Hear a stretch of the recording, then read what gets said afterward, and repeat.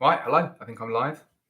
I've just watched the Arsenal game and it's a bit rubbish, so let's go and do some beekeeping. So first off, massive, massive thank you to everyone who came and said hello at the beekeeping show. That was a little bit weird because no one knows who I am. I go and just live a normal life and do my job and go to the shops, and no one knows who I am. And I live in a little Welsh village and rarely go out. And then went to the beekeeping show and everybody knew who I was. It was very surreal, and I felt very humbled by people's nice gestures and gifts and comments. It was really strange. It was like waking up in a very nice dream for a couple of days. And yeah, so thanks to everyone who came up and said hi. I really appreciated it. And I'm sorry if I didn't get to speak to everyone. And I'm sorry if I was a little bit quick to speak or I needed to go and do something else, but I really did appreciate it. So thank you very much. I'm also aware I've not done one of these streams for about 2 weeks, 2.5 weeks now, and I did say that I would do them. So much so that if I count the amount of questions that I've got on my website that have come through, I think we're up to about 26 questions. I've got 26 questions to answer on here today. Some of them are fantastic. Some of them are not bee related, but they're all really interesting. So I might not be able to get through all of them. I'm going to try my best to get through all of them. I'll probably be here for about an hour and a half today. So as always, if you've got anything you want to say in the comments, then I will answer any questions that I've got in the comments as well. Right, where shall I start? I'll start at the top. So the most recent questions that have been asked will be answered first. So sorry if yours are at the very bottom. As always, I have a cup of tea. Very nice. And I think before I start doing the questions, I'll just give you a little update in terms of where I am. Massively behind, as always, when it comes to beekeeping and procrastinating and buying things that I don't need. Always really good at that. So I bought my hydro press for that now. I've sold my extractor. That's gone. I bought a new extractor. So anyone who went to the beekeeping show would have seen the ginormous extractor that was there. I really wanted to buy it. I was very close to buying it. And then I just realized that even if I had space in the honey extraction room, I can't get it through the doors, actually like round the back to get through. No chance whatsoever. And then my honey extractor that I sold to someone else, it's effectively a 30 frame drum, but it's only a 24 frame. It's an 800 millimeter drum. I had about that much space to get it through. So I was fully limited on the width, not so much on the height. So I have ordered a new extractor, which I will do a video on, which is a 30 frame premium. So same kind of style as the one that was at the beekeeping show, without the insulated walls, because I don't have the width for them. But I got an insulated base because I wanted to keep it as chunky as possible, as low down as possible. Keep that moment, the center of gravity, as low as it can be to keep it nice and stable. And I thought by adding the heated base, it would do that. And I think the heated base is going to heat up the whole thing just as well as the heated sides would as well. So I went for that. That was like $4,000. That was quite expensive. What else have I bought? I bought loads of frames and feeders frames, 300 or 400 of those. I'm going to use those for my heather.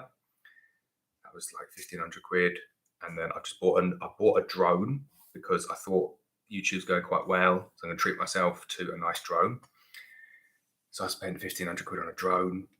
And I just thought, yeah, I'll spend some money. Why not? It's all good fun. But I have sold a lot of things. So I'd say that then I've probably broken even in terms of what I've sold. I forgot I sold my loosener as well. So the loosener is gone.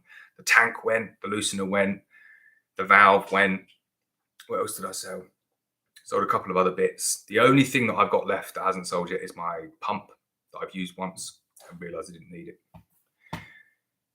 So there we go. We're up to date. I'm so excited about this drone. So I don't know how I'm going to fly the drone while I'm doing beekeeping, but the one that I bought, apparently you can just like set it up, get it to go and fly in the air somewhere, lock onto me, and then say just kind of do some circles around me, and it should film me beekeeping.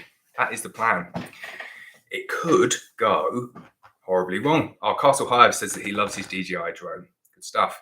So yeah, it has a follow mode. It's a DJI Mavic 3 is the one I went for. So it has loads of different modes. I'm gonna have loads of fun crashing it into trees and probably get very angry when I break it after the first go, but I'm gonna be really careful with it. Okay, so he's saying, yeah, there are no trees around. So all my apiaries have got trees around. I'm going to do my very best not to break it. Right, enough about me just kind of talking about what I spent my money on. Let's answer some questions. So, first question from Ed says, hi, do you know if you buy the 10-litre poly feeder from Abello, if you get it unpainted, is it unpainted inside the feeder? It's a bit of a random first question, so I'm pretty certain it won't be painted. If you get it unpainted, it won't be painted inside. But I guess the general question is there, what would I paint it with? Now, the standard advice for painting the inside of feeders, and a lot of people recommend this, a lot of bee farmers still use this, is like external masonry paint. So external masonry paint, forget which, it's called like Santex, something like that is the one that I used. It works all right, it's fine. But the one that I've used, I've used loads of different paints, tried them all out on the inside. And the ones that I found that last really, really well and come up very clean year on year. One, I spray painted it with like an external gloss, and that was okay, pretty good. I would say better than the masonry paint. But the one that was really good was I used an external, couple of coats of external grade gloss. What was it? It was like an oil-based gloss. So an external grade oil-based gloss, and it was amazing. Make sure you do a little test patch on the poly, so you're not going to melt everything down, but it gives you a little bit of melt, and then it just seals it completely, and it's great. So that would be my recommendation, regardless of whether you're getting it painted or not. If it's painted already, just leave it. Don't paint over it. If you're getting any poly feeders, polyashfort feeders, my recommendation is external grade gloss, oil-based gloss. Next question is for saying, did I ever get any Yolanta queens? If so, how do they get on compared to your other queens? So yeah, I've had loads of Yolanta queens, and we still sell them, and we'll sell them again this year. We're not selling the imported Yolanta queens because Murray's not bringing them in anymore. And we had a few issues with those last year, just in that some of the attendants weren't looking too healthy when they came over here, and it's just, again, a beautiful Brexit bonus, that one. So Murray stopped importing them, and they were nowhere near as good as the Scottish mated Yolanta queens. So in terms of comparisons, though, all I will say is that Murray is, and Yolanta, I should say more than Murray, Yolanta is creating queens for a very specific bee farming need and a very specific heather bee farming need. So they want colonies that build up to a certain size, big, strong colonies. They really want a good mix of genetics in there. So that's one of the big things that they go for, is not just focusing on the color of the bees or the genetics of the bees. They want the hybrid vigor. So there's lots of different bits that go into them. They're not looking for any kind of pure breeding lines. And another one, they're not specifically looking for gentle bees. So whereas maybe Buckfast, you put the gentle nature of the bee above its ability to go and collect honey or its ability to withstand disease, maybe, depending on the breeders. I don't think the gentleness is top of the list. Now, I've had some Yolanta queens and they've been so gentle, like the gentlest bees ever. So it's definitely somewhere on the list. But I've had some as well that have been a little bit feisty, but like cover 3 national deep brood boxes in the brood area. So like 27 frames of brood, and collected the most honey I've ever seen. So it's an unfair comparison. How do they compare to my other queens? You need to see what you're comparing it against. And I think for Mari and for Yolanta, in terms of honey crop, there's nothing that's come anywhere close to some of these Yolanta queens. And specifically, it seems strange, specifically for the heather honey crop, they do seem to do very, very well. And they give you like a really nice color of wax as well. So yeah, I like them. We'll continue to stock them here. So this is a great question, this one. I'm not going to go too deep. I would talk about this one all night. But it is from Chris Matthews, and he says, what advice would you give someone to improve viewing numbers on a YouTube channel which is seasonal like beekeeping? He's got a fly fishing channel. So I did go and have a look. I liked your channel. It looked really nice, and what a nice calm activity, just like a bit of fishing. Love that. So I'm no YouTube expert. I just like try things and things go horribly wrong. So what I would do, I'm not saying this is the right answer, and this is exactly what we do. What I do with Black Mountain Honey is I kind of mass film videos, and then we have a member section, and then I just drip feed them through. So I think last year we got to September and there was maybe 30, 35 videos on the member section, and then I just drip feeding them throughout the winter. Some people don't like that. I can appreciate why some people don't like that. They want the videos as soon as they're possibly available. But if I did that, you wouldn't get any videos from September through to April. There'd just be none. So I try and change it up a little bit each year. This year, I definitely went over the top with the shorts. Apologise, I take it back. I accept my mistake. You're not going to get pinged as much on the shorts going forward. I'll still do a couple because I think it's important for YouTube to have that variety there. But I promise you, it won't be more than 2 a week at any point of the year. So that would be my advice: is just try and do a stockpile. Your videos are really nice. Try and do as many different videos as you possibly can. Keep a stockpile going.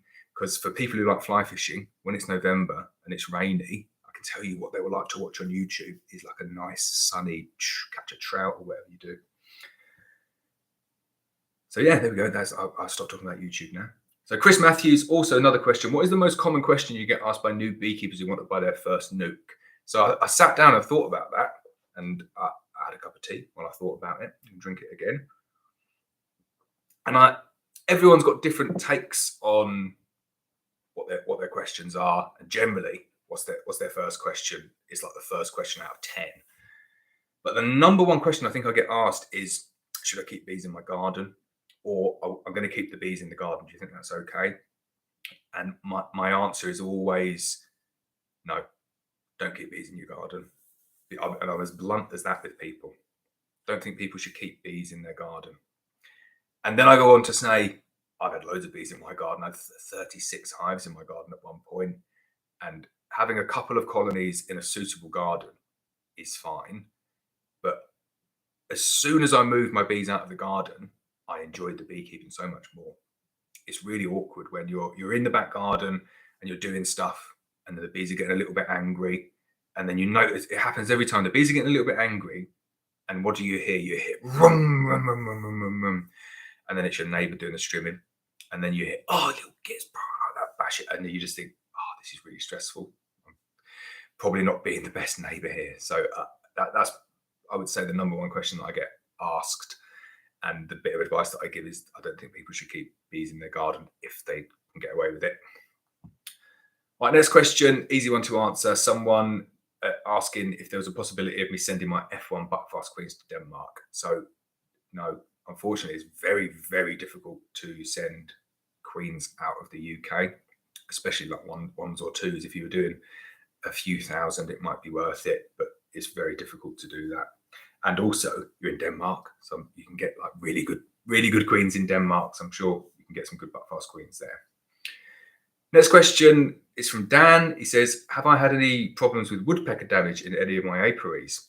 So, touch wood, we've not had a single hole made by a woodpecker ever, but I know a lot of people do.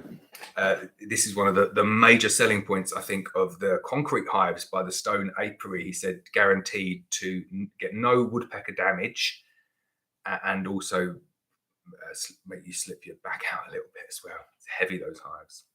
Someone asked a good question about those hives the other day, which is, how do you heft them? And the answer was, you just can't. You can't heft them to make sure they're well fed. But no, I don't get any woodpecker damage, so I'm probably not the best place to answer that one. Right, I've gone to the next one then. So the next guy has asked 6 questions in one. So I'm going to flash through them really quickly and give you very short answers. So he says, how many colonies can a beginner manage max on the weekends only? So if you're a beginner, 2 or 3 colonies is what I would say. There's no additional benefit from having 10 colonies or managing 10 colonies badly. You can learn everything you need to learn from 2 or 3 colonies, and definitely don't just get 1 colony, because a recipe for disaster, but 2 or 3 colonies while you're learning. If you're an expert and you say you know everything there is to know about beekeeping, and you're just asking that question in terms of how many can I manage on the weekends only, I did like 100 colonies as a sideline just on the weekend, so one day of the weekend. But it was way too much work, so I would not recommend that. I would say realistically, as a sideline, no more than 50, and 50 is probably pushing it as well. And you would have to realize that you will have no life outside of your normal job and your beekeeping job. So I just preempted his second question, which is how many colonies can an experienced beekeeper manage on the weekends while working full time? So I'll go with 50 for that one. How much honey did you harvest last season, and what would you say is an average yield per annum for you? So we got about 4 tons last year. Best honey year ever, apart from 2018, which was slightly better. So we got 4 tons, anywhere between 3 or 4 tons, but I'm trying to get it down because I've got too many colonies of bees. So tell us about your beginning. How much did you harvest when you were just an amateur? So I remember first few years of being in Wales thinking, I did the bee math. Everyone loves the bee math, which was, well, if I get 4 supers full and it's 30 pounds of honey per super, that's 120 pounds. And if I sell that in 8-ounce jars, it's 240 jars. And if I sell that for £5 each, that's 1,200 quid, I think, per hive. 1,200 pounds per hive. Right, I can definitely fund all of this extravagant spending on beekeeping equipment because I've got 100 hives and I'm earning 1,200 pounds a hive. I'm going to be rich. And then you realize that bee maths doesn't work. It doesn't work at all. So I think I averaged maybe 1 super per hive, and I probably averaged 15 pounds a super. So I'd gone from 4 supers at 30 pounds a super to 1 super at 15 pounds a super. And I still sold it for £5 a jar, an 8-ounce jar. But 8-ounce jars definitely take more than half a pound of honey. I've found that out. So I didn't make anywhere near as much money, and I didn't make anywhere near as much honey either. So next question was, how much honey can you make with selling honey in a year? So that's a bit of an open-ended question. Depends how good you are at selling your honey. All I will say is it's a crowded market and it's getting more and more crowded. Got to do something different to make sure that you can sell it, and know that there are many, many bee farmers out there who are struggling to sell their honey. And they're praying for bad weather. Crazy, isn't it? They're praying for a bad year in the hope that, or praying for a bad year like for everyone else and a good year for them. But they almost want a bit of a weather correction to come along so that there's not that much honey on the market. And then the final question, personal question, this one, how much money can you make selling bees? So I do think that's where you're going to recoup your money. It's an easier way to make a bit more money with a little bit less risk. But I see so many cowboys out there doing this. There's quite a few of them in terms of selling nucs, and you look at the state of them, and they're not very good. And you can guarantee they're not paying the tax man either. But I think that's where the money is. It's in diversifying what you've got. So selling wax, selling propolis. You see people doing royal jelly, queens. Definitely a good market for queens, especially if you want to tap into some of the more niche queens. So if you're going to go somewhere quite remote and try and do a local dark bee, whatever it is, and you could do it well, you could probably sell quite a lot of those. So there we go. That guy that's Andy. He got 6 questions in. Quite good. So next question's from Simon Lawton saying, thanks for all your help. Great to see you at Telford. Keep the content going. It's really useful. Did I manage to get off the stand and look around at the beekeeping show? And if so, what caught my eye and how damaged was my wallet? So thanks, Simon. I didn't spend a penny. How good's that? And I got some lovely gifts. It was so nice. People gave me, I got a bottle of mead. I got a stone beehive. I got a lovely box with some honey, like gift set with some candles and stuff. I got a hat. And if Rich is there, or Ollie's honeybees, what a nice hat. Fits really well. Love that. So I got some really nice freebies. I didn't spend anything. The one thing that did catch my eye, and I'm a bit gutted that I didn't get one because I had a chance to get it, was the bee vac. So I did that video in the morning with the guy at like 7 in the morning, and we had a chat, and then I posted the thing. And he would have sold out by 10 o'clock, regardless of whether I posted, because it was a really cool product, and he only bought 8 of them with him. But I said to him, "Oh, well, if you don't sell them all at the end of the day, I'll come back and get one because they're pretty cool." And I was trying to be good and not buy stuff. And then as soon as I saw him packing up, I thought, "Oh, wish I bought one." But I spoke to him, and he's on his next batch. I've got one reserved, so I will be buying one of those. And then in terms of what else caught my eye, like how cool was the extractor? I was saying to everyone on the day, I nearly bought that extractor like 2 or 3 times, not that exact one, but that model, because I stupidly look on websites and think, oh, I want something new, and I want the very best, because it makes your life easier having the very best of things, especially when it comes to bees. And I hadn't even measured it. And I looked at it like it was the size of a car. And I was watching them moving it around the day before, and it took 6 people to lift it. 270 kilos it weighed. And there's no way I'd get that in my honey extraction room, and there's no way that I would need it. But here's a very good but here. So I met so many cool people at this show. Staunton Park Bees is on. So I met Joe. Joe's taking me out for lunch this weekend, so thanks, Joe.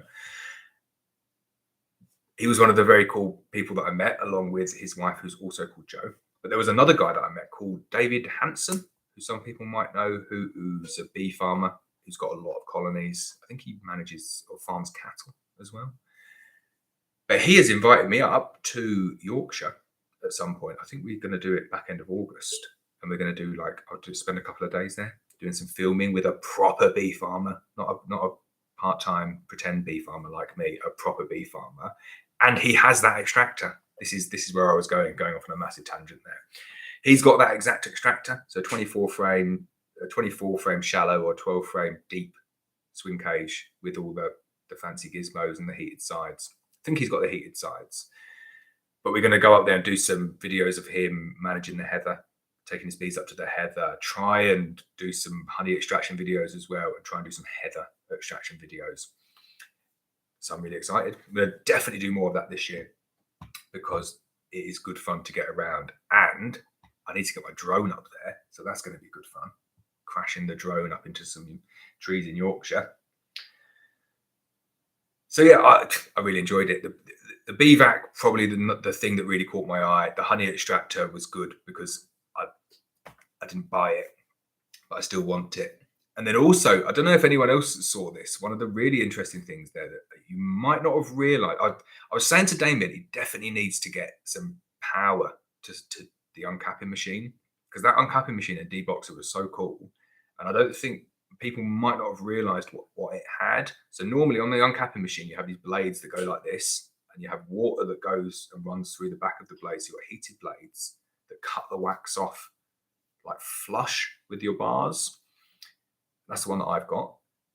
But it's annoying, because if you don't have evenly capped frames, or you have cappings that go underneath the bar, you have to manually touch it up with a knife, and it's quite time consuming. However, the one that he had there, the uncapping machine, the premium uncapping machine, has these like spinning knives that after it's gone through the heated knives, alternating heated knives, it goes through this and it grinds down underneath the wax, the line of the bar, which means that once it's gone through that machine, it's ready to be extracted. There's nothing left. I'm really jealous, and I want that on my uncapping machine. So that might be my next upgrade. But he's definitely going to have to do it next year. He just needs to get some power to it, because it would have been cool to see that one in action. Right, sorry if I'm ignoring the comments here. I've got 27 questions to get through. I've done 4, I think. So I'll start being a bit quicker. Right, Joe Murphy, doing advanced questions now as well. I'm getting a wild hive out of a dovecote. Is that how you say it? A dovecote this spring, which is a standalone dove house up a 3.5 meter pole from a friend's garden. They don't care if the dovecote gets destroyed as it's old. How would you go about getting this colony into a hive? It's been there 5 or 6 years. So if they don't care about it being destroyed, definitely just seal them in. Without a doubt, that makes so much more sense that you don't want to be working up a 3.5 meter pole doing stuff. Go up there, nighttime, completely seal them in.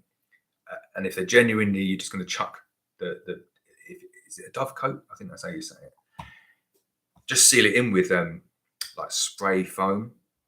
Best way of doing it. Get it completely sealed in, cut it down, take it to where you want the colony to be sited, and then just take little holes so they can orientate back in and back out. And then it's so easy for you because you're not moving them.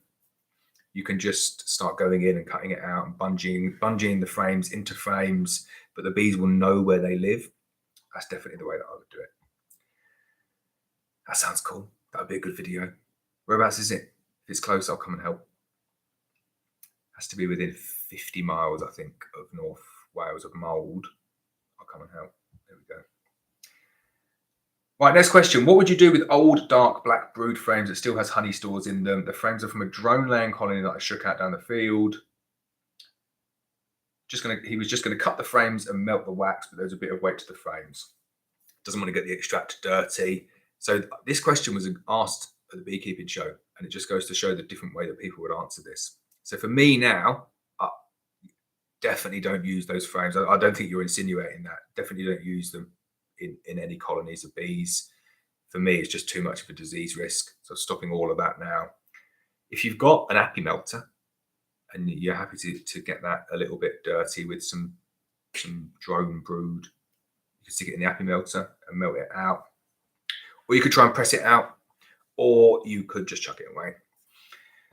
What would I do? If I only had like 10 of them, I don't think I'd bother doing it. I think I'd maybe try and just like crush it out. That would be the best way of doing it. Just get it warmed up so it's not like set in the wax, and then just get some sieves and just crush it through the sieves. That's what I would do. And then you've got 1 bucket for wax, 1 bucket for strained honey, and then you can eat the honey. It's fine, nothing wrong with that, and no disease risk for the honey. And then you can melt down the wax and reclaim that.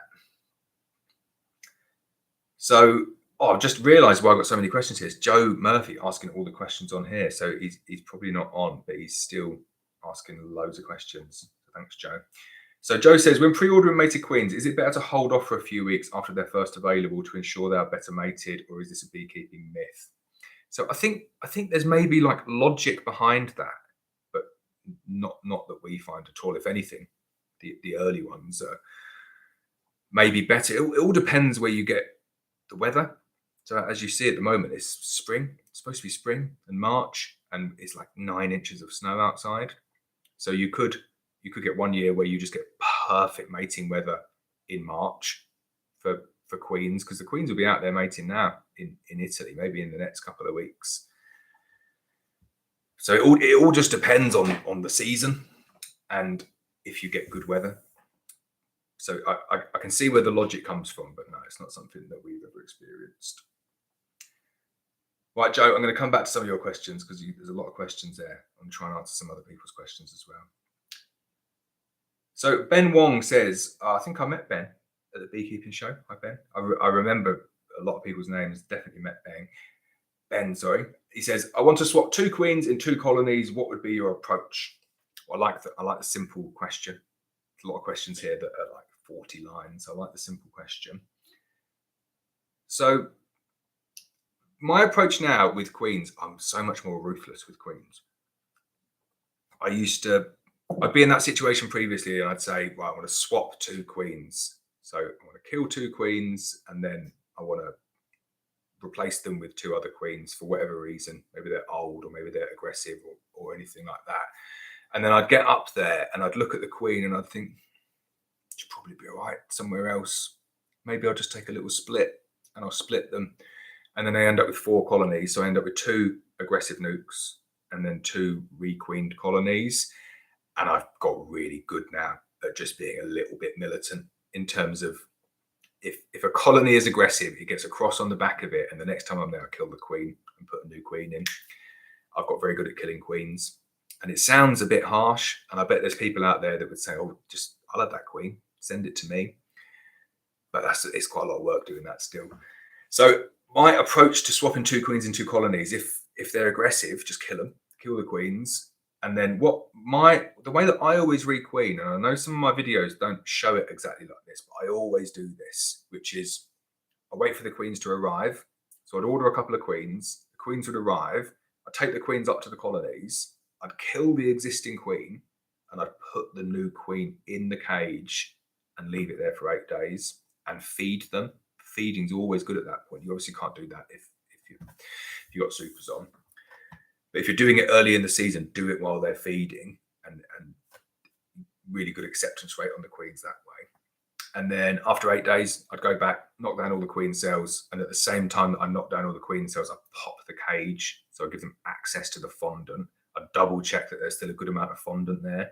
So if they started to chew through the fondant, don't just open the cage. You still need to give them a little bit of time after you've knocked down the cells. So once I've done that, topped up the fondant, and I've popped the cage, I leave them for like a week. I come back on my next inspection, and 95% of the time, you'll come back and you'll find eggs. And then sometimes you go 2 or 3 weeks without eggs, and you'll come back and then they'll be fine. Different queens come back into lay at different times, but that would always be my approach. And that's the way that I kill my queens now and replace them.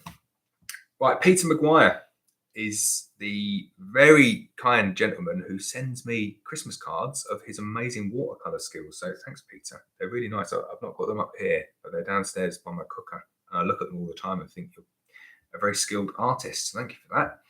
His question is, for those of us with just a few colonies, is it worth investing in an instant vat or type of equipment, or simply dribble oxalic acid? Get my words out. Or should he use an oxalic acid dribble? Is one dose sufficient? So, in my mind, the vaping oxalic acid or acetobioxol, it makes it easier, and I would argue it's more effective.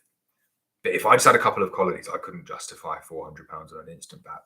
No way, because it doesn't make your life that much easier.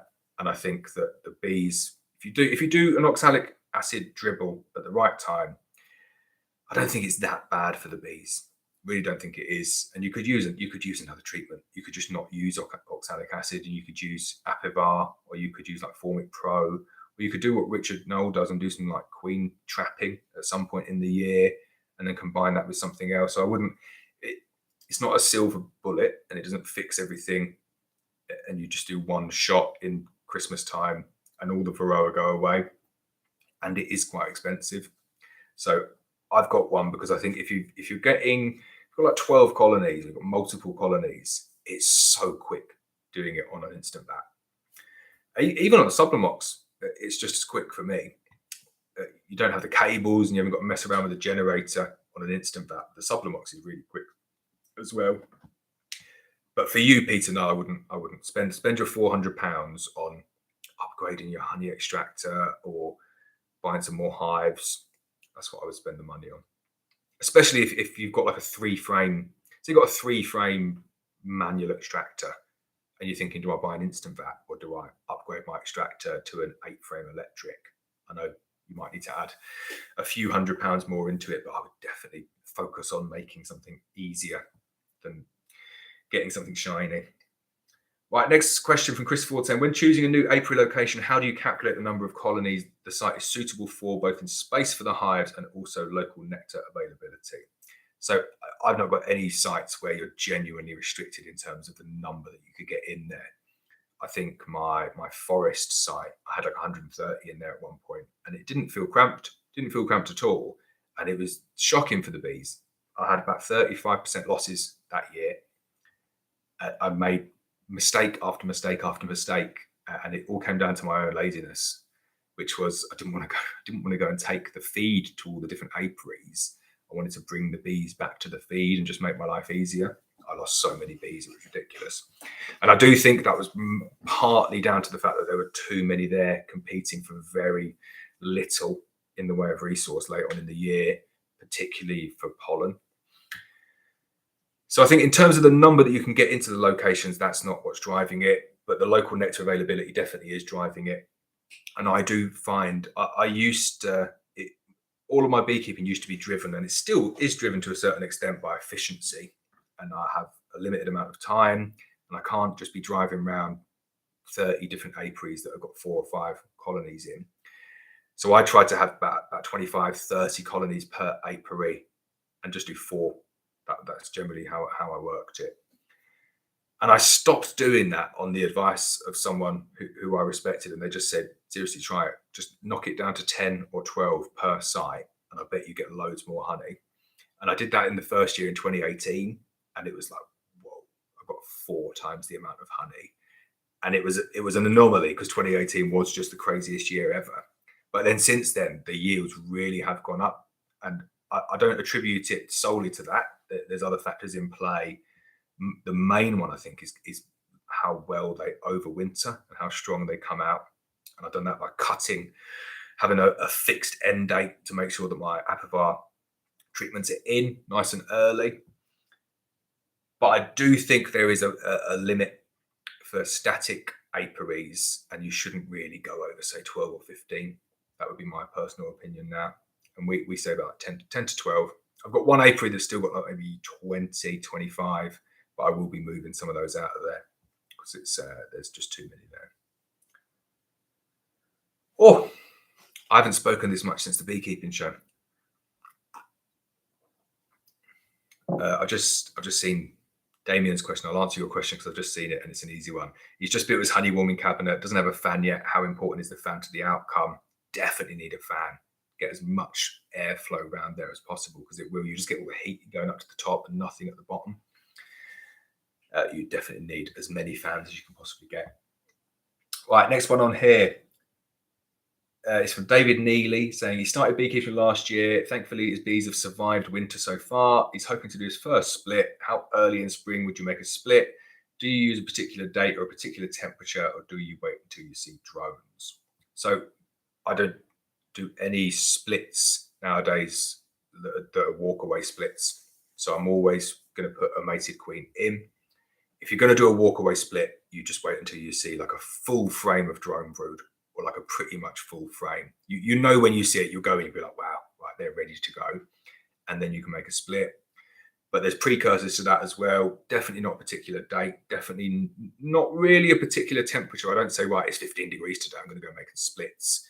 Because you'll get odd days in March that are 15, 16 degrees where you could make splits, but you're not going to have any drones. For me, it's more about the strength of the colony. If you see them and they're bubbling over, and if you've seen some of my videos, you'll see what I mean. When they're really bubbling over, you know they're strong enough to split. And also the number of frames of brood. So you're going to be going through, maybe you've got 10, 11 frames in your brood box. If you've got 8 frames of solid brood in there, you're in a good position. You can definitely go and make a split there.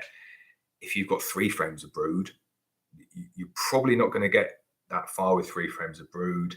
And what can happen is you can really damage a colony at that point of the year if you do it too early, because there's like a switchover day where loads of bees die. You'll notice this. If you've not noticed it yet, you'll notice it. It's like April, end of April. You'll see so many dead bees outside the front, and it's all these bees, the winter bees, that have gone through and done nothing for 6 months, and then they have to rear a little bit of brood, and they're just hanging on for dear life. They rear this first, maybe second round of brood, and they're just thinking, I just need to get through. I just need to be here and survive and provide some warmth to this brood until it hatches, and then I'm going to die. And they do. They just go out and all of them die. But if you make your split before that, and you've only got 3 or 4 frames of brood and all of these, what looks like loads and loads of bees that are just about to die, and you make the wrong split, once you make it, you just end up with like too much brood and not enough bees to keep it warm, and you set them back so much. So my advice would be, it's very, very rare for bees to swarm in April. Not to say they won't swarm in April, they definitely will. But if you're looking at making a split, just double brood them. Double brood them as soon as they're able to. So as soon as you've got a box full of bees and they're on like 4, 5, 6 frames of brood, get another brood box on there and build them up that way. And then you can get them into May easily at this point. And then you can just make if you want to do a walkaway split, you just separate the 2 boxes, put them next to each other. Or you can make like 5, 6 nucs out of that. It gives you loads more options doing it that way. So that's what I would do. Don't do it too early. You're much better off pushing it a little bit later getting closer to them swarming than going early. If you want me to commit to a date, I'll go no earlier than the 1st of May. Right, next question from Alex Lamb. It says, when he takes the honey crop off, he checks the moisture before extracting, and again after it has settled and strained. It is jarred within 48 hours, then kept in a cool space to naturally crystallize. Despite checking the water content of the honey, when he allows it to naturally crystallize in the jars, it later seems to ferment, present with bubbles and separation. How can I avoid this while still keeping my honey raw? Follow-up question, how can you recover the jars that look to be fermenting? So it's a slightly difficult question to answer, that one, because are you 100% sure the jars are fermenting? What I would do is maybe have like a little test and put some in like a plastic bottle and see if you're you're getting that expansion, see if it is releasing some CO2 and see if it actually is fermenting. Because I've seen honey like that where it looks like it's separating and it's crystallizing, and you get these weird speckles on it, and it looks like it's going off, and you think, oh, it's going off, and it's not. It's just crystallizing. And you're just getting a little bit of separation. And you take a jar like that and you put it back through the warming cabinet to warm it up a bit, and it just goes back to liquid honey. Now, I know you've put there, how can you avoid that while still keeping it raw?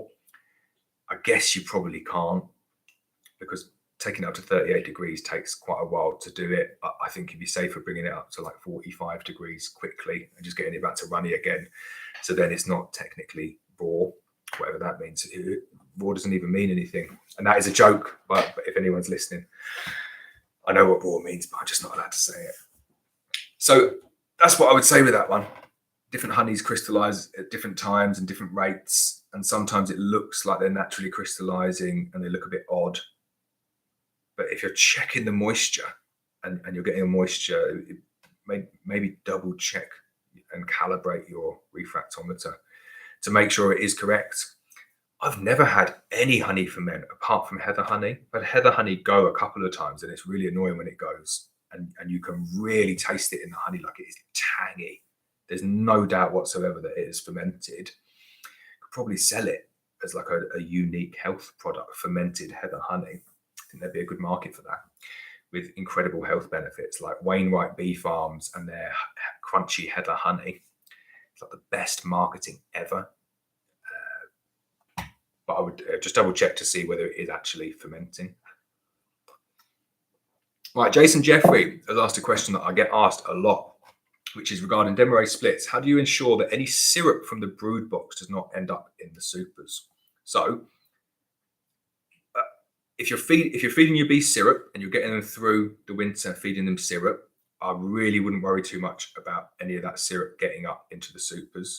Because the first thing that the bees will do when you put your supers on in the season is they're going to clean them up. And they're cleaning them up really, really quickly. That takes resource. And then at that point of the year, when they're trying to keep the expanding brood nest as warm as it can possibly be, when the outside temperature is quite cold, they burn through their stores really, really quickly.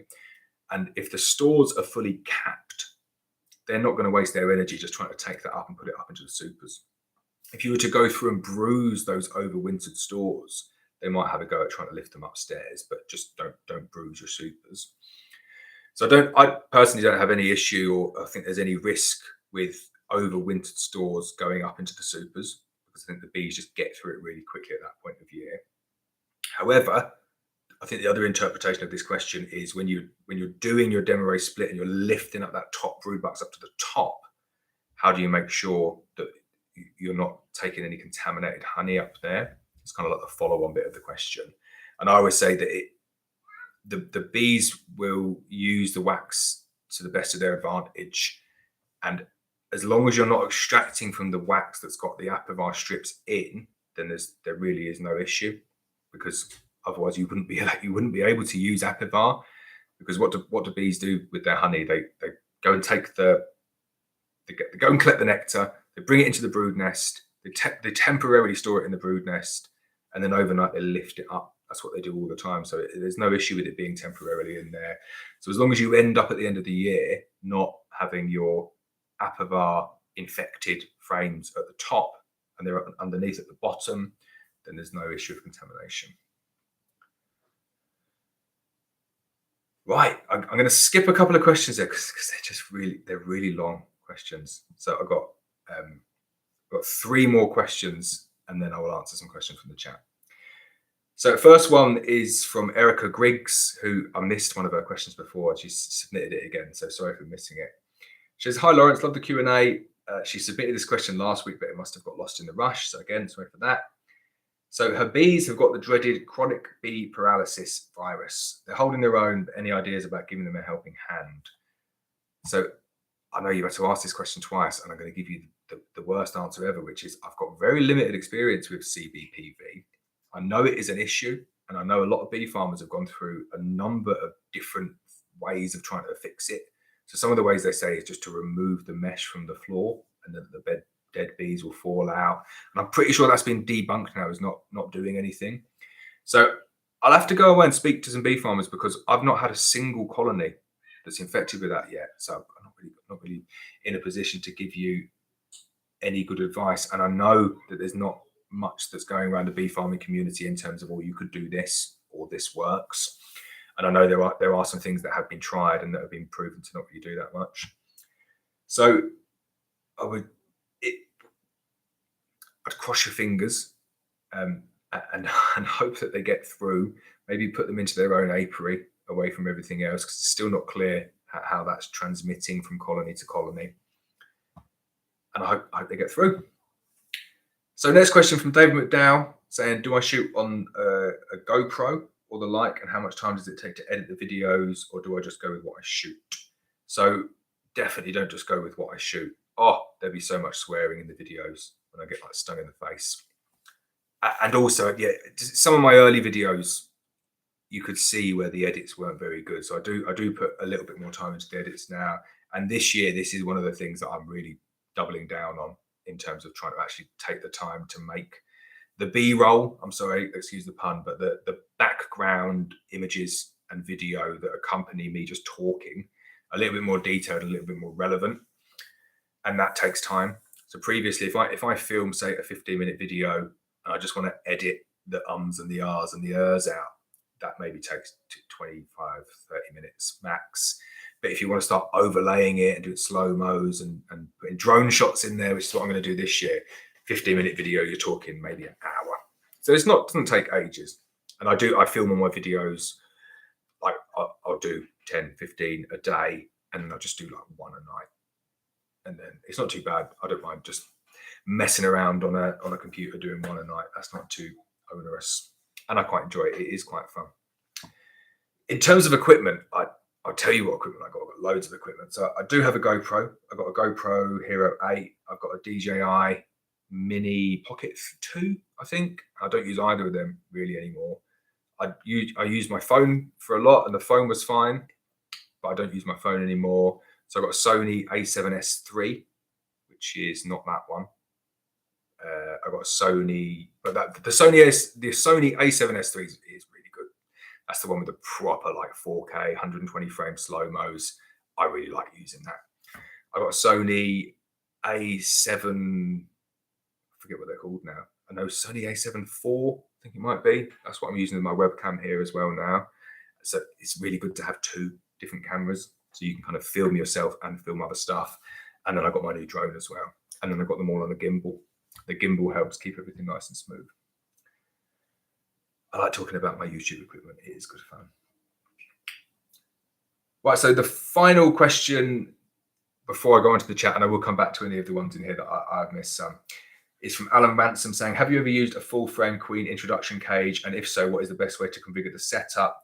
Do you just open the plastic queen cage and place them in the frame cage, or so to add more nurse bees?" So I've got a few of these. I've got like a full queen excluder cage, and then I've got a full one of the other ones. So one of them can let the bees go through and one of them can't. It's like a complete like bee excluder. And I've also got pinning cages as well. And then my homemade pinning cage is just made out of mesh. And I don't like any of them. I've tried to like them, and I've tried to use them. And I speak to so many different bee farmers on this and different people on this who swear by these cages or the little mesh ones, and they hate the postal cages, and I love them. That's my favorite way to introduce any queen. Even like expensive breeder queens that I get, I release them, excuse me, in the postal cage that they come in. That is my preferred method. It never fails. If the colony's hopelessly queenless, and I've had people saying that I say hopelessly queenless too much, and it is all a load of rubbish, but that's what works for me. So you can only talk about what works for you. And for me, if you get the colony hopelessly queenless, you can release pretty much anything into them. Right. I'll come back to my list there. I needed to do this just to kind of get through some of those questions they were building up. So I'm going to come back through the chat now and see what people are saying.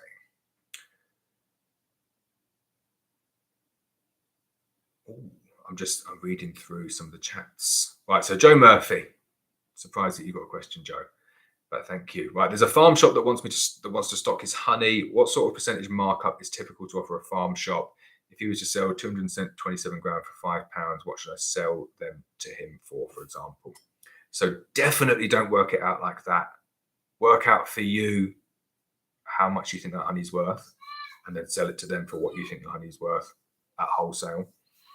And also, the wholesale thing is, you can run before you can walk. I'm not suggesting this is you, but if you've got, say, I don't know, 500 jars of honey to sell in a year, your target for selling that honey needs to be that you sell it by April or May. You want to run out in April or May, because then you can make more honey and you can sell it again. There's no point selling all your honey in November, because then you're going to just not have any honey to sell for the rest of the year. So you want to kind of eke it out as long as you possibly can. And I would work on the basis that how much do you think that honey is costing you, and what is a reasonable markup for you to earn some profit on your honey, regardless of whether you're selling it retail or wholesale, and then let the farm shop see what they sell it for. So we sell to a number of farm shops, and they sell the honey for like £7 or £8. So you can kind of work back to work out where you are. A farm shop can sell a 227 gram jar of honey for loads more than a £5. Depending on where you are, you could go £8, £9, £10 if it looks nice and it's nice honey.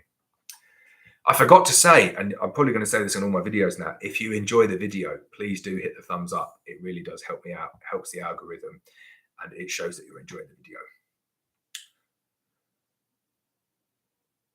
Right, Tony Quinn. Hi, Laurence. When is the best time to graft eggs for queen rearing? So just let the drones tell you when you should be doing that. If you want a date, we don't start doing it until 15th of May, middle of May. And we did it a little bit late last year. But just make sure we do it. Once you've got a frame full of mature drones that are emerging, that's when we start grafting. And it works quite well.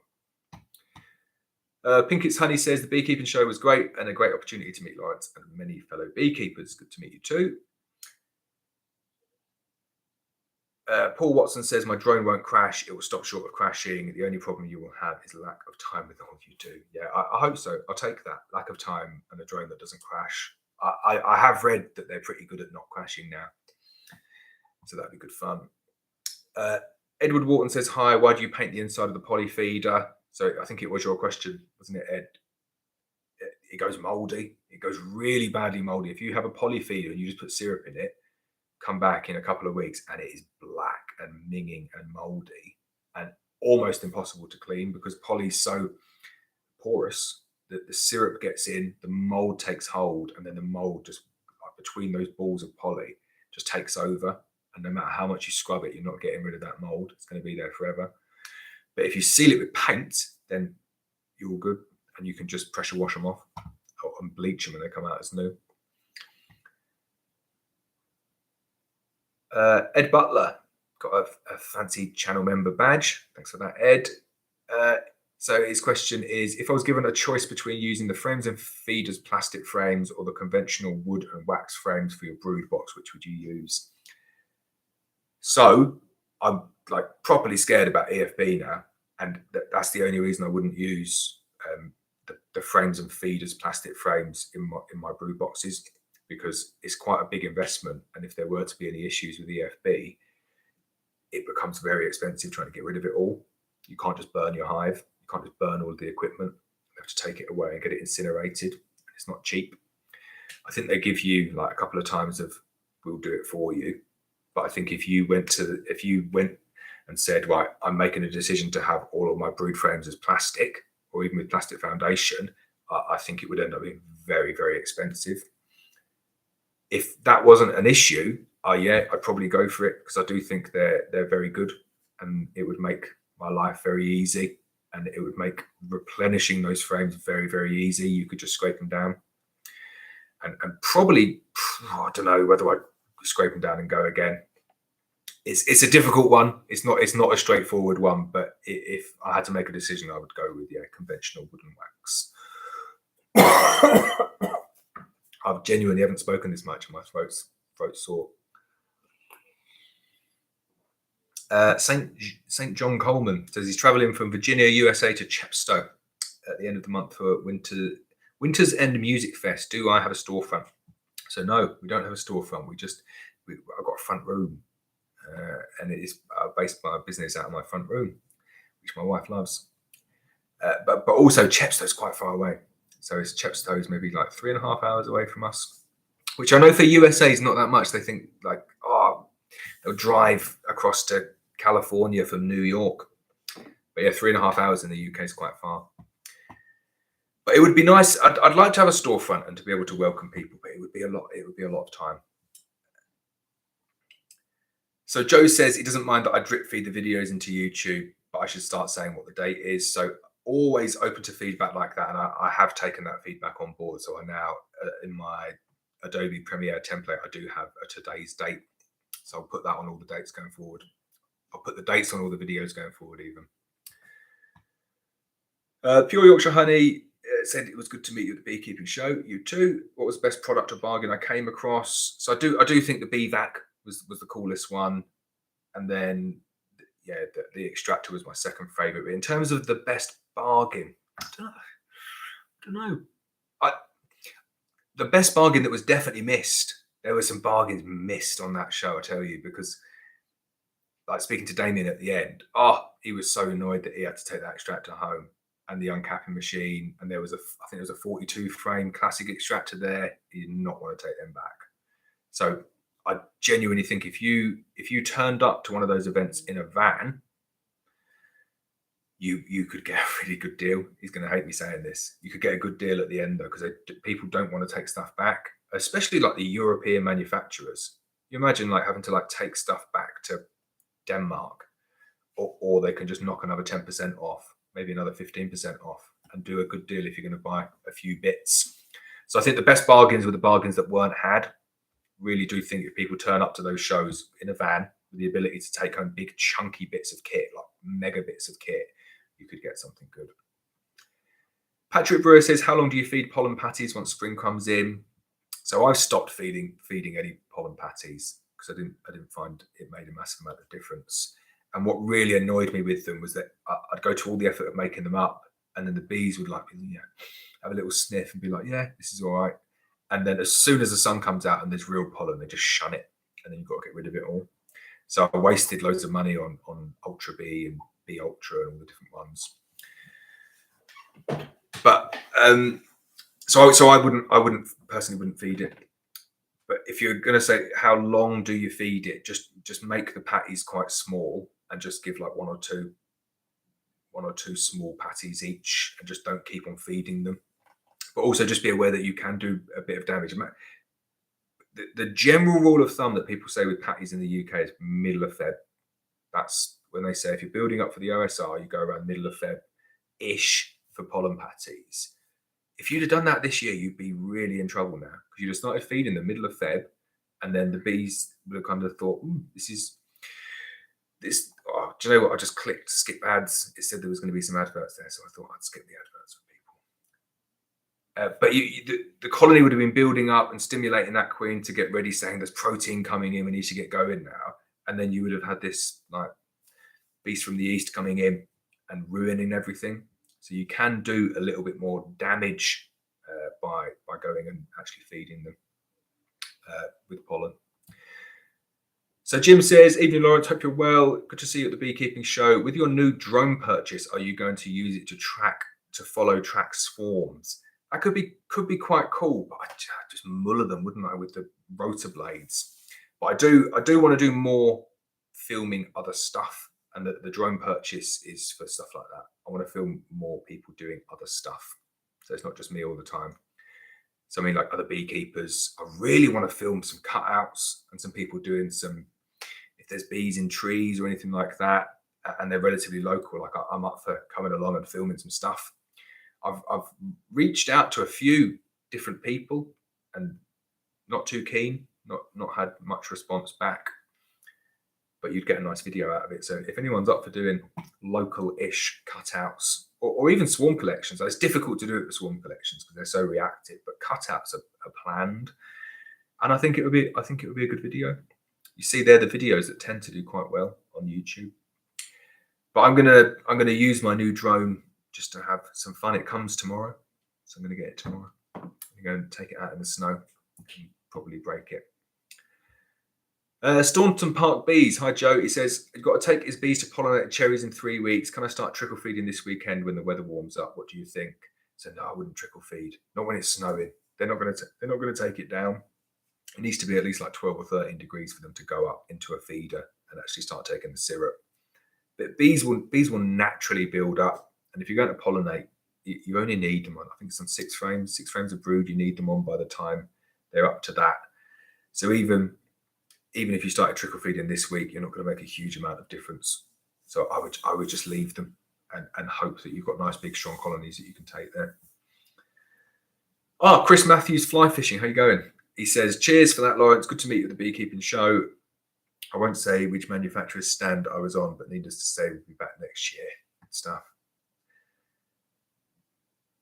Greg Wayne says, hi, can you treat using apibioxal via a gas vat while feeding fondant? So yeah, you can definitely feed any oxalic acid product, sublimation, it's fine while feeding fondant, no issue at all.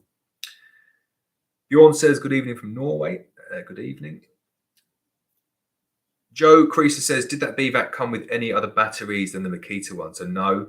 So I did say to him what made him think about going down the Makita line, and he just said that they're the batteries that he uses, and he sells them with the batteries. But it's exactly what I thought, which is a lot of people have their own batteries. But it's kind of like a do-it-yourself kit. It looks so simple. I reckon if you went on AliExpress, you could get like a DeWalt connection and just swap it out yourself. I don't think there's anything fancy in there. And the guy was amazing. Like he was, I know I was maybe a little bit unfair on him leaving a couple of the unedited clips in there, but I just thought, you know what, I'm going to do. They're my videos. I'm going to put them in. But I only did that because he was such a nice guy. And he was so a bit like, oh, what's going on here? And me just going over, saying, yeah, let's film a video and we'll do this. I didn't know what was going on. And then as soon as I said, right, talk about your product, he was all over it, knew exactly what he was doing and so well versed in the product. It was great. He was probably, I won't say he's my favorite person I met there, but he was in the top 10. Right, let's go on. Someone's retracting messages. I'm always curious when people retract messages. Oh wow, I've missed so many comments. So I'm so far behind. Right, let me get back to where I was. I think I've missed some. Right, George Nichols says, good evening. I hope you're well. Better late than never. So sorry. I know this was a long time coming. Bill Gartner says, when am I going to do a follow-up on the annual hives? God, annual hives. Not until I put some bees in them. So I'll probably make a split. I've got my concrete Langstroth beehive with Langstroth bees in. So bees on Langstroth frames. I'm going to split from them and fill another 2 Langstroth. So my hempcrete and my other stone apiary concrete hive, and then I'll split and do an annual one as well. So I'll probably just make small splits and build them up. I've not got any supers for them yet, but I will do an update. Mark Guja says, can you advise on a good cost-effective company for website creation and hosting? So we use Wix. Wix are pretty good. I wish I'd used, no, I was going to call it Spotify. It's not Spotify, is it? Shopify. That was the one that I wish I'd gone with originally, because you can link your products at the bottom of YouTube videos, but it's only for that reason. But I have to say, Wix is really good. Should get a little sponsorship. There's this chat is sponsored by Wix, but no, I'm not going to get sponsorship, am I? But they're good. They're really good and really, really easy to make your own website. So my website, I know I'm not saying it's the best website in the world, but I think it's all right. Like, I'm quite happy with it. It's quite, I did that, and I have no, like, I'm just about can write Microsoft Word and do like a sum formula on Excel. So it's really simple. But what's great with it is, like, you get all this feedback and marketing stuff, and you can see all the analytics for traffic and sales, and everything seems to be linked in. Not LinkedIn, but you can use like your Google ads, and you can do your email marketing. So if you get bombarded with a few emails, I'm going to refine my email marketing strategy going forward. While we're on that point, one of the things that I was thinking I might do, and if you think it's a good idea, maybe give this video a thumbs up if you think it's a good idea. See what I did there. But I might do a newsletter. I'm aware that I focus very much on videos, but some people do just like to read a little newsletter as well. So I might, if I get the time one evening, just kind of write down what we're doing, and you can read that. But I do think Wix is very good, and it certainly handles the amount of people that we get on it, and it's very seamless. It's great. Right, next question from Beefolk says, "Hi Laurence, what would your plan be for varroa treatment on a colony with no previous treatment? I've inherited a colony with no previous treatment." So I'd just have a look at them first and see, kind of like, are they okay?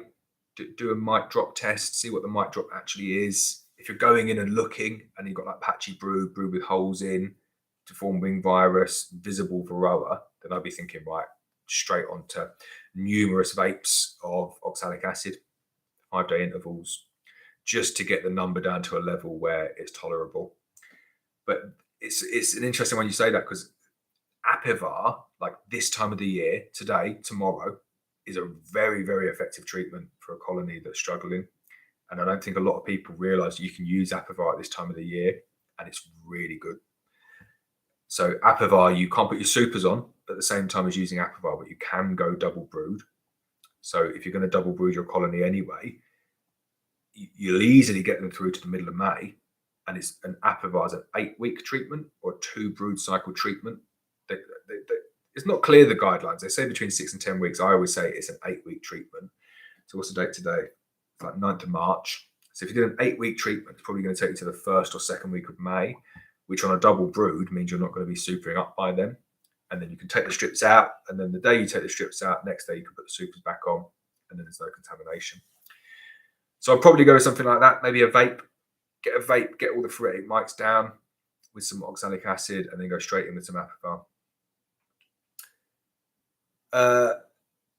Ugar123, I think that's how it's pronounced, says, "I'm going to start get some bees, 1 hive or 2 to start with. It's only a hobby, so honey from 1 is more than enough for me. Any thoughts?" So I would always go for 2, and not necessarily saying you buy 2 nucs, but just in the first year, go from 1 to 2.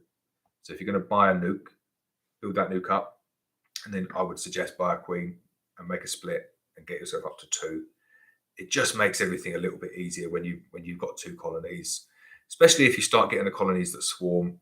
So you get the colonies that swarm, and then you think they're making their own queen, and then before you know it, it's 6 weeks have gone, and there's no brood in that colony, and there's probably a virgin running around, and you're thinking, well, what do I do?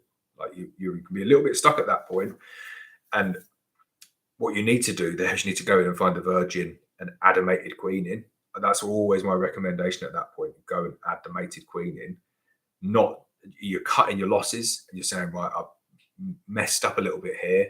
I've got a colony that's dwindling. The bees are aging. Not got any brood. Got a virgin running around. So my view is go in, kill the virgin, add a queen in, mated queen. But the other option, and the option that a lot of people will go for, and this is definitely what I did this so often in my first few years of beekeeping, which was, well, I just had a frame of brood in, and then they don't do anything with it because there's a virgin running around, and you think, oh, there must be a queen, so I'll give it another couple of weeks for that queen to get mated, and before you know it, you've not got a colony anymore and they're dead. So you have to be quite quick and reactive, but to have the ability to pinch brood from the other colony when one colony dwindles, it does give you a lot more flexibility in your beekeeping. So you're never going to stick to 2. It'll be 2, 4, 8, and then before you know it, you're into double figures, but definitely not 1. Pure Yorkshire Honey says, knowing what you know now, how would you set up for extracting heather without spending a fortune? Thinking along the lines of using frames and feeders frames, scraping them off and pressing them out. So that is exactly what I'm doing. I did that. That was my first 2 years of heather. I did that, but not with frames and feeders frames, just with normal wax foundation. And the slowest bit was trying to get the honey out of the frames, like onto the midrib of the foundation, really slow. And I thought at that point, if I'd have used plastic foundation here, this would have been really easy, and going with a stainless steel, almost like a paint scraper, or the Abello plastic ones. But I'm going to get a stainless steel one made. But doing it with the frames and feeders frames, perfect. And then definitely go with the hydro press. And they're not cheap. There's a guy selling them. Have you seen that? There's a guy on Facebook selling a couple of 250 litres hydro presses. Typical, isn't it? Like the week after I bought one. But I think he was selling them for like 500 quid each. But 250 litres is massive. Like, that's way too big. I think you almost want a smaller one.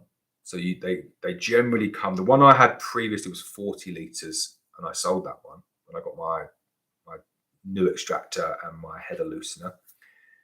And 40 litres was really like sweet spot, I would say. Don't go for the 20 litre one. I've gone up to, I think, a 90 litre one now. And even I'm looking at that and thinking it's not huge, but I think 90 litres is going to be good for me. But it's a really, really good system. And what I plan to do is get the boxes. I've gone for 14 by 12 frames as well on mine. Thinking, well, I'll put the 14 by 12 waxed framed and feeders frames on the colonies when they go up to the heather, and just see what I get. And they might fill the boxes completely, or they might just fill 2 frames, or they might just fill the top third of a frame. But I don't care. They'll get what they get. If I get a 14 by 12 box full of heather honey from each of my colonies up there, I'm well happy. And it's not, I've had that before. It's doable. But probably realistically, I'm going to get maybe a third or half a box of that full. But it doesn't matter. And it doesn't matter even if it's not fully capped, because at that point I'm just gonna take everything off. So I'm going to scrape it all back down into the heather press, and then because I reckon I'll be able to do my whole heather extraction in a day, where previously it was like 4 or 5 days, took forever. And then at the end of the day, I'm going to take the 14 by 12 boxes with the scraped off honey back to the apiary. I'm going to put them underneath the brood box for 1 day only, and the bees will go down. They'll clean everything up. They're going to think that there's like a crazy little flow going on, lift it all back up to the top brood box. And then what I'll do is I'll just switch the boxes over again and shake out the bees. And I'll probably store them. I'm still undecided about where I'm going to store them. I was thinking originally, well, I'll just leave them underneath, kind of like a nadir. But I don't want the bees, and I don't want the queens going down there and drawing them back out and then laying brood in them, because then I'm opening myself up for disease risk. I want to keep them only as supers. So I'm still slightly undecided how I'm going to do that. I might just lift them up above the polyashford feeder and leave them there. And I might leave them up there wet, but heather honey is quite high moisture content, so they might ferment a little bit. But bees will still clean that up. So I'm a little bit undecided on that. However, the one massive benefit that you get, and this is what's driven me back to going down this process, is once you get the honey through the heather press, the hydro press, sorry, it's filtered. It's ready to jar. It really is ready to jar, because you use a really fine mesh around the hydro press that once it comes out is filtered. Whereas what happens normally with the loosener and the other line, and this is why I say I'm not geared up for this, is that you get to keep your wax, you get to keep your wax frames, but you need to filter it again. And I'm just not got a set up for filtering heather honey. It is a pain in the backside to filter. So that is why I'm going down that route. But Joe's just been given 330 acres of forest, as you do. So Joe's got 330 acres of forest. How many hives would you aim for on that site? So if it's one site, I'd still go for the same, just like 10 or 12. That's what I'd go for. I'm interested to see what you've got in your forest. Cool. Paul Watson says he's looking to do a demerate. When is best? And can he do another one later on in the year? So yeah, I always say with a demo, 2 supers, give yourself 2 supers gap. That's best for me. So get your brood box going, get it nice and big and strong. When they're bubbling over and they're full, get your queen excluder on. Stick a couple of supers on. I never mess around at the beginning. I stick 2 supers on all of mine. Get your 2 supers on, and then as soon as you see the bees working in that top super, like maybe like 30-40%, you can go and do a demo from there, preferably when they're filling up that second super. I like to have the 2 supers like with full of honey. Doesn't need to be capped, but don't just have 2 supers full of bees, have 2 supers really full of honey. So we're talking middle of May, something like that. Completely dependent on where you are. But don't do it too early. You can do a lot of damage doing a demo too early because you're just splitting a small colony and they just don't know what's going on. You need to have big, strong boxes full of bees, and then you can definitely roll it. So it's called a rolling demo, and that's generally what we do. Which is you're constantly moving the box. You're just repeating the process again and again and again with the boxes that you've got, with the aim of like rolling and rotating the brood and making sure that the honey keeps on going up. But you do end up with mega stacks. Like you do need a step ladder doing the rolling demo. But I think it's such a rewarding thing going into your apiaries middle of August, back end of August, and seeing the colonies that big. And I've had challenges before, people saying there's no way there's bees all the way to the top of those boxes.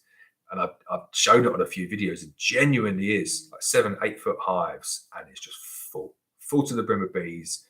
I've still got my marked, clipped queen in there. They've not gone anywhere. It's quite rewarding to think that for me is the art in beekeeping. Bumper honey crops, your bees haven't swarmed, and you haven't made splits. You can do those 3 things, really good.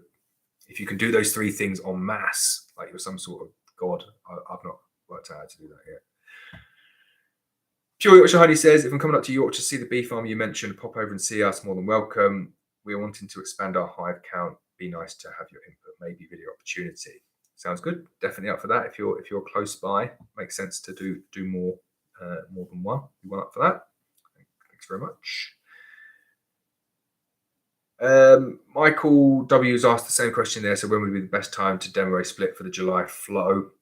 So it's an interesting slant on that question there. So for me, doing a demo, I don't focus too much. And I think I did say this previous videos, which is you're building up your colonies for the flows, and you can work back from it. But as I go through like my beekeeping now, I'm realizing I don't do my demos to build my colonies up for the flows, because if you're building up the colonies anyway, say you're not doing a demo, colonies are building up, they're going to hit the flows. But I do more than, for me, it's the swarm prevention. That's why I'm doing the demo there. And then I get a really nice byproduct, which is tons of bees that generally coincide with the flows. But I'm not doing it to get bumper honey crops. I'm doing it to try and keep as many bees as I possibly can, which indirectly gives me bumper honey crops. So just it's a slight nuance to the way that I do it and the reasons that I do it. But I would say still kind of, if you time your demos to give you the best chance of your bees not swarming in that like mega swarmy period from May to the middle of June, then you'll hit those July flows really good. Arctic Beekeeping says, from what configuration do you get the most honey, single or double brood chamber? So that is really interesting, because I started off single brood, and then I went to double brood, and then I went to single 14 by 12, and I've settled now on my favorite is doing a demo with a national deep, so like a relatively small box. Don't know if you have those in the Arctic, and that gives me the most flexibility. The problem that I had was with the single boxes, the bees were swarming. It was too difficult to manage my bees on a single box. In a double brood, I lost a lot of honey, and it's quite easy beekeeping. I think if you're not too fussed about getting as much honey as you possibly can, double brood is the way forward. You don't get as much honey, but it gives you loads of flexibility in terms of swarm management and swarm control. And it also means that come the end of the year, bees don't need feeding. Very, very rarely fed my bees when they were on double brood, because they just stolen all my honey back down to the brood nest. So for the question though, what configuration do you get the most honey? Single brood, you get the most honey, but it's very, very difficult to stop them swarming. So this is why I like the demo, because you're using like 3 brood boxes generally. Come the end of the season, it's 3 brood boxes, but you're using some of those as supers, and you're not using the ones that have been infected with apivar. But if you're bringing in like a new box into the system for that year with wax foundation in it, then you just use that as a super. And then it starts off as a brood nest. You get the benefits of the bees drawing it out really quickly down there, and then it just goes straight up, and then you can just extract your honey out. So you're kind of getting the benefits of double brood or treble brood in that you get monster brood nests with lots of bees, and then you're stealing that box to have it as a super, which is just anything above the queen excluder. Gem League says, do I insure my apiary sites? What kind of insurance can you get that covers fire, theft, or damage? So no, we don't insure our sites, because the only policies that we've seen are just incredibly expensive, and understandably so. I wouldn't insure someone for fire or theft or anything on an apiary site, which is just kind of leaving some stuff in the field and hoping no one nicks it. So you run the risk. So we go down alternative routes, which is just putting them in really, really awkward places, and places that have lots of dogs, patrol dogs, stuff like that. So you kind of have to insure yourself. Right, let's have a look through more. Ben, it's great to meet you too. Right, Damien Parsons, any plans to do any more supplier visit videos? A few years back, you did Seawin Jones, Griff recently did Thomas, and all fantastic insights. So yeah, so I would do more. Happy to do more. Like we did that kind of thing down at the beekeeping show, and I think I would like to do more. I will definitely this year do a bellow, because I'm up there. I'm doing Dash accreditation in York, like back end of April. So I'm booked to go up there. I'm going to see another beekeeper up there as well, Carl Lockyer. I'm going to have a little tour around his garden. Got loads of bees in his garden, quality. And he does artificially inseminated queens, but I don't think they'll be ready to be filmed. So I'll do a little film with him, but I will do the Abello one. Go and have a look round. Maybe do a live stream with Damien. Next question. Can you move a queen cell an hour and a half away without an incubator? His dad's hive is hopelessly queenless, and he has 3 hives, wants to produce a cell. How to get it to him? So yeah, you can do that. I see people do really simple stuff like that, in terms of you could use like a hot water bottle in an insulated box with like a wet towel over the top. I've seen loads of different ways of people being quite ingenious with how to keep the box relatively warm. You're not going to get like a consistently perfect temperature, but I'm sure it would be fine. All I would say is just make sure the cell is as mature as it can possibly be. That would be a good way of doing it. You can. It's quite easy to shake the larva out if you do them when they're not that mature. So do it a day or two before they're due to hatch, and you'll have a much better chance of getting them through.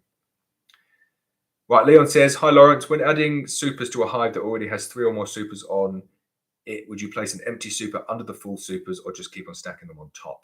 So I've got lots of experience of doing both of these, and I've come to the conclusion that it does not make a massive difference either way.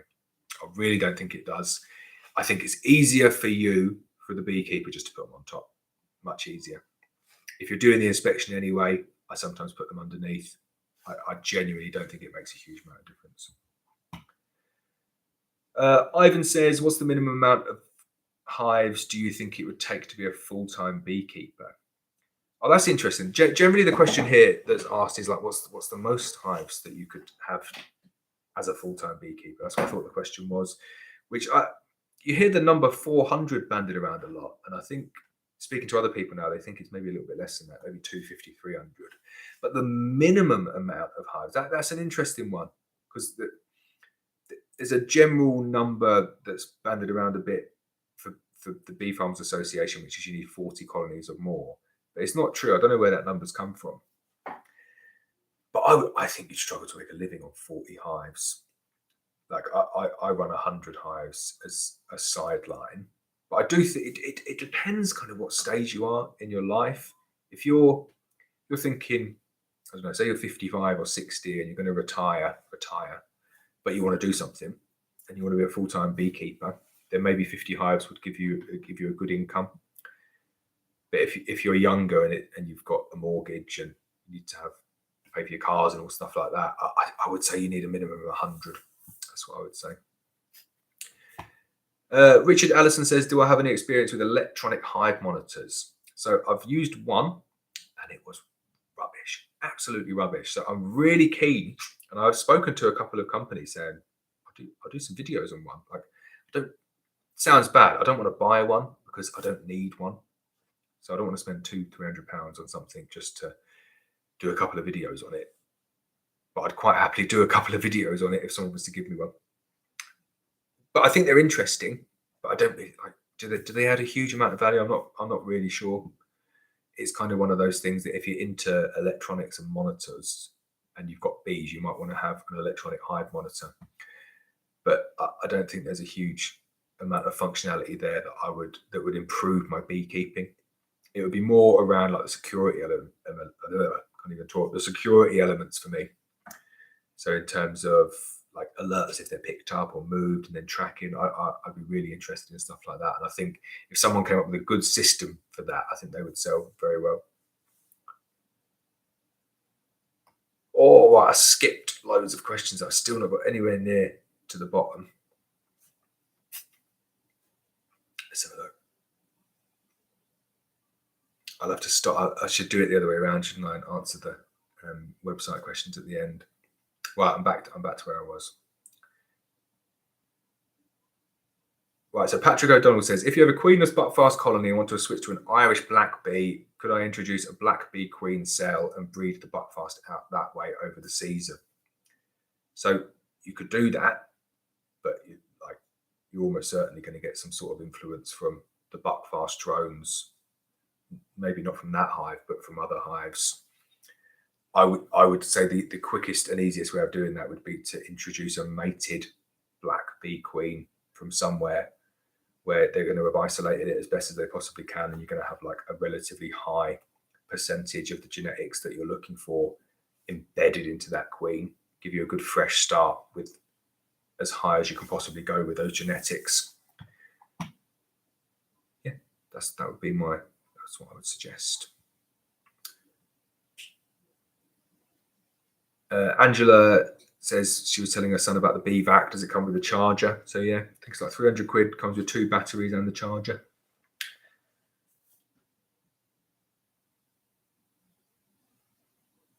So I'm just reading the questions. It's just people talking. Right, Richard Allison. Do you think there is a market for comb honey built in the jar? I was thinking it would be good for the heather. So yeah, there definitely is a market for that, but it is a niche market, and the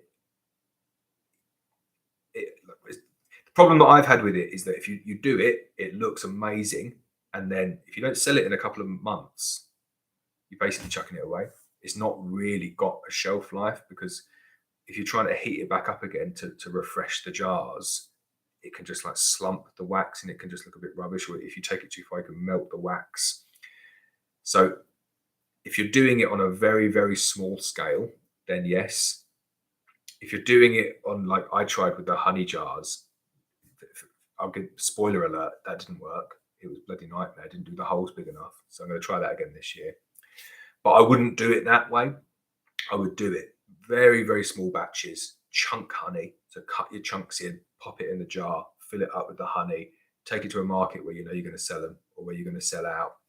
And I do think you will sell them out every single time, but just don't do them in big batches.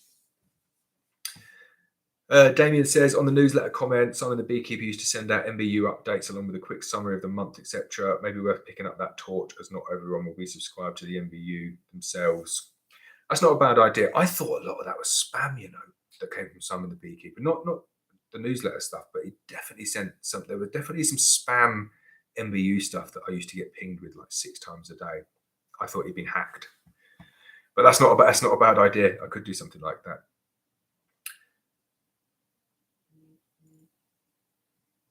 Let's see. Oh, Mark likes the website. Thanks, Mark. Sarah Smith says, what is the best way to fix the Nico cell cup holders to the frame? Can't seem to find any tack small enough. So this is why I stopped using them. I just don't understand why they're so well used. Absolute nightmare sticking them to the frame. So when I did it, I ended up gluing them to the frame using some like epoxy resin because I just couldn't get the nails to work. And I was like hammering down the nails and they were splitting. It was the fiddliest thing in the world. So I moved over to JZBZ cups, which if you don't know what they are, it's like a fully molded, you know what, the 3 different bits that you all stick together, just one bit, pressure fit into a groove, works so well. So I'd glue them if you're doing Nico ones, but they won't last forever, and then move over to JZBZ ones, which are loads better. JK Photography says the Norfolk Honey Company has great videos on Nico cell queen rearing system. So I've got myself here with Stuart. He has agreed to come and do a live stream. He said he's very busy though, so I'm not sure when I'm going to be able to do that, but that is on the cards. Mem says he has 2 hives and doesn't check the refractometer. What's the best way to check the water content in your honey? So I don't check the water content in my honey unless I suspect there's anything dodgy with it. If you're uncapping, if your frames are fully capped over, you've got nothing to worry about. I would even go as far as to say if your frames are maybe 85, 90% capped over, you've got absolutely nothing to worry about either. And then if you're getting honey that's starting to ferment in the bucket, then maybe go back and start checking it then. But we never get honey fermenting. As long as you're extracting it and the frames are capped, I wouldn't worry about it. Central Pennsylvania Beekeeper says, we've got a nice array of honey products. Thanks very much. What are your most popular? So by far and away, like a million times the most popular is the runny honey, just standard runny honey. And then I would say almost the next 3 are the soft set. So oilseed rape soft set, heather and borage, like pretty much equal. And then the heather blend, we don't sell much of the heather blend, which is strange because I really like the heather blend. And we don't sell a huge amount of the creamed borage one, which again is like my favorite one. But I think what's really interesting is that when we go and do markets, they're the best 2 sellers, like by a long, long way. People love them. So I think it's a bit of education that I need to do, which is hard to do when you're working remotely from people. But it is interesting, especially the set honeys, because you can talk to people and you say to them that this is what the honey is supposed to be like. It's genuinely supposed to be set, and it's not crunchy. It's really smooth, and we've done this to it. And they taste it, and they're just like, oh yeah, that's amazing. And then they buy some. Whereas if they see it on the shelf or they see it on the website, they think, that honey's gone off. So we need to educate people. Keith Jenkins says, what do you think of the entrance? So I like it. The entrances, they're just like holes, like plugs that go on into the beehive as an alternative for entrances. But I don't think they're like revolutionary. I wouldn't say, I'm going to put them on all of my colonies, because I think my standard underfloor entrances kind of work pretty well. JK Photography says, hi Laurence, do you think bee size matters? I've noticed a distinct difference in sizes of my bees from hive to hive.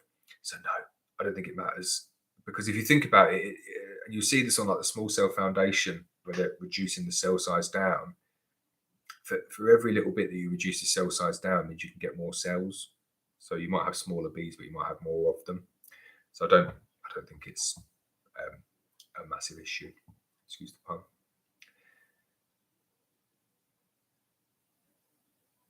Right, Matt Barrow says, hi Laurence, just a little advice. How would you or can you move frames from a commercial to a Langstroth hive? I know they are different sizes, but in your experience, can it be done as you have both?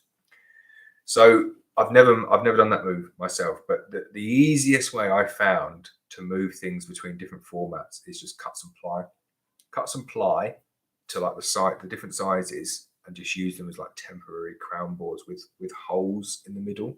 So the external dimensions will match maybe like your commercial, and then you'll have like an internal hole that will match your Langstroth. And it just means you can stack them on top of each other. And then that's a really good way of doing it.